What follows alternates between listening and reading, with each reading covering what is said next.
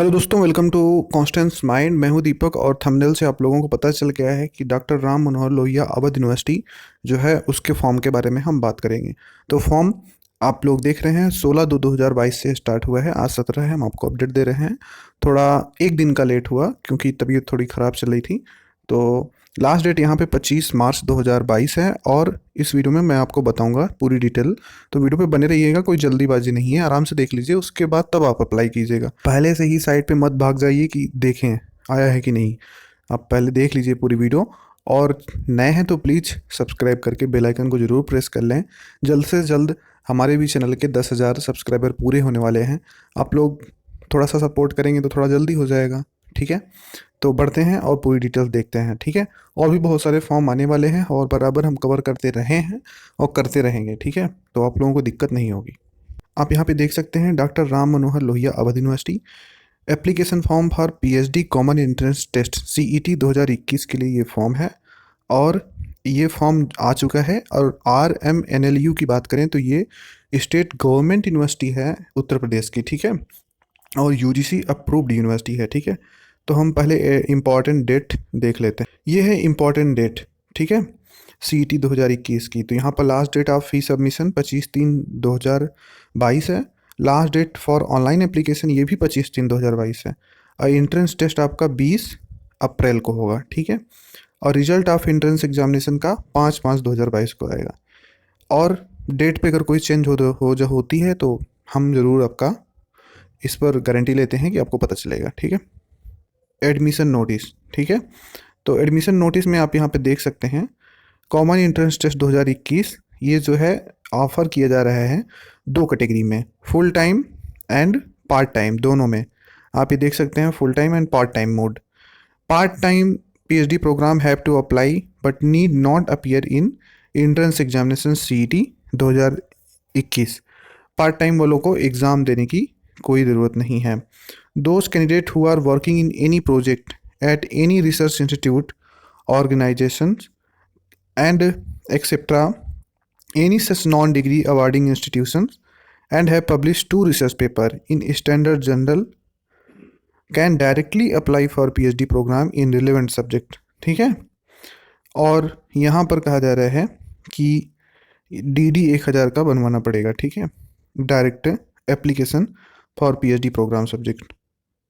Eligibility क्या है? A candidate applying for CET 2021 यहाँ पर 55% मार्क्स पोस्ट ग्रेजुएट में होना चाहिए आपके सब्जेक्ट में, ठीक है। और आपका कंसर्न सब्जेक्ट कोई हो चाहे एलाइड सब्जेक्ट हो, दोनों में 55% मार्क्स होना चाहिए। और 5% का रिलैक्सेशन मिलेगा SC ST OBC वालों को। Application fees unreserve EWS OBC तीनों का 1,000 रुपये और SC ST और PWD वालों का 500, ठीक है। लीजिए ये आपके सब्जेक्ट्स वगैरह हैं। और देखिए सीटों की बात अगर हम करें तो सीटें अवेलेबल नहीं है, उसके लिए आप बार बार कमेंट करके भी मत परेशान कीजिएगा। अगर जैसे कि पता चलता है तो आपको टेलीग्राम पे दे देंगे। और बाकी ये आप देख लीजिए रेगुलर मोड में कैंपस में और सेल्फ फाइनेंस मोड में कैंपस में जो जो सब्जेक्ट हैं इसमें आप अप्लाई कर सकते हैं बेहिचक, ठीक है। और जो एफिलिएटेड कॉलेज हैं उनमें भी ये सब्जेक्ट्स हैं। तो ये सब्जेक्ट अगर यहाँ पे आपके सब्जेक्ट मेंशन है तो आप ज़रूर अप्लाई कर सकते हैं, ठीक है। अब यहाँ पर है कि फुल टाइम जो मोड है उसमें किस तरह से प्रोसेस है। तो ये 2 फेजेस में है। Phase 1 the candidate has to appear in common entrance test और that will be conducted by the university जो 21-22 सेशन के लिए। और candidate who had qualified JRF NET UP SLET examination और होल्ड MPhil डिग्री, ठीक है, और fall under any the category mentioned in UGC norms shall be exempted from appearing in CET। तो उनको CET नहीं देना होगा। Such candidates shall be allowed to appear directly in second phase of the admission process। तो जो second phase है, in case if the candidate fails to apply online, she will not be considered to participate the admission process। तो apply उनको भी करना है, ठीक है, चाहे एग्जेम्प्ट कैटेगरी ही वाले हों। फेज़ 2 कैंडिडेट का है कि अगर declared eligible after CET 2021 will participate in the second phase of admission process। Such candidate will be invited to appear in the interview on the basis of CET merit or in accordance of UGC guideline, ठीक है। Syllabus क्या होगा? Syllabus of CET 2021 will be similar to what is prescribed for respective PG subjects और doctor Manohar Lohia, Ram Manohar Lohia, Avadh university. Awadh university का जो PG का subject है उसको आप पढ़िएगा, ठीक है। और a copy of respective syllabus can be obtain from university website, और वेबसाइट का लिंक भी आपको दिख रहा है ये। और एलिजिबिलिटी हमने आपको बता ही दी, जो रिलैक्सेशन है वो भी पता चल गया आपको।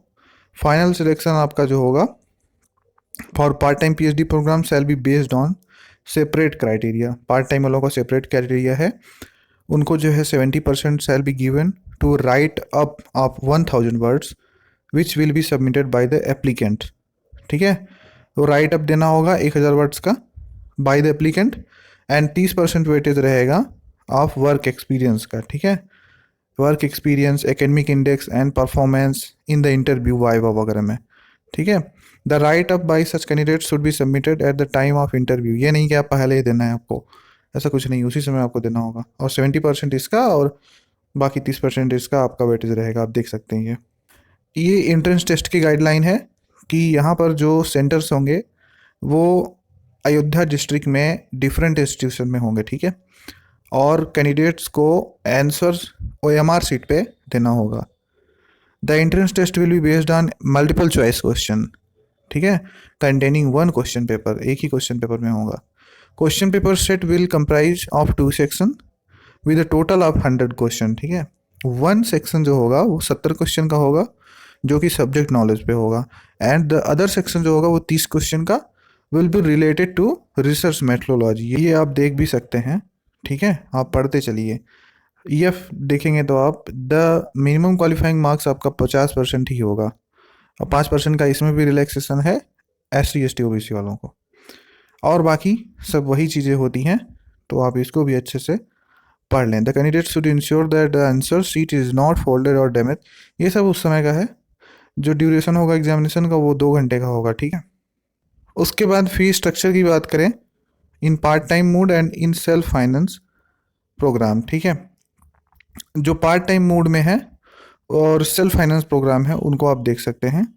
यहाँ पर उनके लिए थोड़ा महंगाई ज़्यादा हो गई है, तो 50,000 कोर्स वर्क फीस है, रजिस्ट्रेशन फीस 10,000, पर semester fees 15,000, thesis evaluation fees 25,000। तो ये पार्ट टाइम वालों के लिए दिया गया है। फुल टाइम वालों में ज़्यादा फीस नहीं होती, इसलिए बताया नहीं गया है। रिक्वायर्ड डॉक्यूमेंट आप देख सकते हैं at the time of admission for PhD programme.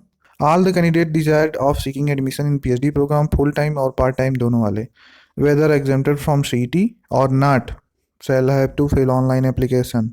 तो यहाँ तक देखने के लिए बहुत बहुत धन्यवाद। कुछ चीज़ें छूटती हैं तो आप ज़रूर कमेंट सेक्शन में पूछिएगा, जवाब देंगे। कोशिश की है कि पूरा कवर किए हैं, बाकी आप लोग देख के बताइएगा।